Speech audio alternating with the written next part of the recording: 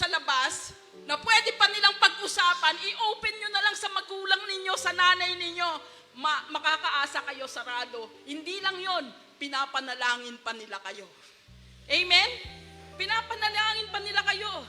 Bigyan natin ng halaga yung posisyon ng ating mga magulang.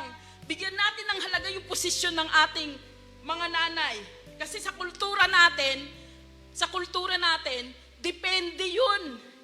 Sa kultura natin, depende kung gusto kong igalang yung nanay ko. Kung mabait siya sa akin, igagalang ko. Kung hindi siya mabait, di ko siya igagalang. Pero, hindi ko sinasabing laging tama yung nanay natin. Kasi sinasaktan nga tayo eh. Nasasaktan nga tayo sa pagsasalita nila, sa pagtrato nila sa atin. Hindi ko po sinasabing laging tama yung mga magulang natin, yung nanay natin.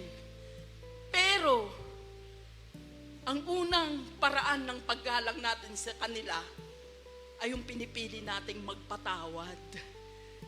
Patawarin natin sila. Laging meron tayong, laging yung puso natin din nakahandang magpatawad sa kanila. Kasi hindi naman din perpekto yung mga nanay. Katulad din natin sila, araw-araw pa rin silang binabago ng Panginoon. Amen? Hindi ko sinasabing laging tama yung nanay, pero pinipili natin na patawarin sila at unawain. Bakit? Kasi kapag ginagawa natin yun, pinipili natin na paglingkuran din ng Diyos sa pamamagitan ng paggalang sa ating mga magulang. Pwede ba nating palakpakan ng Panginoon?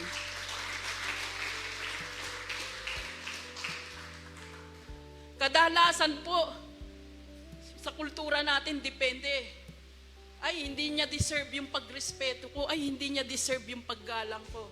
Pero church, kapag naiintindihan natin na inilagay sila ng Diyos sa posisyon na yan, hindi tayo ang naglagay sa mga nanay at tatay natin eh.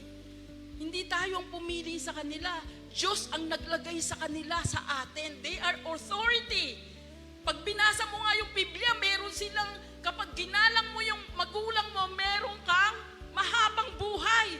Yung success, hindi lang nakukuha sa mundo. Yung success, makukuha mo sa paggalang mo sa iyong mga magulang. Sabi ng Bible, Exodus chapter 20.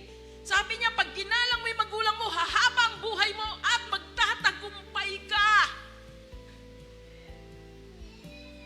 Bagamat nasasaktan tayo ng magulang natin, bagamat yung mga salita nila parang itak sa puso natin, but we understand, naiintindihan natin, habang nagbabasa tayo ng Biblia, habang nakikinig tayo ng preaching, habang nakikinig tayo ng mga salita ng Panginoon, kinakausap tayo ng Diyos at ipinapaintindi, ako ang naglagay sa posisyon na yan. At habang iyong ino-honor at ginagalang ang magulang mo, iginagalang mo rin ang Panginoon.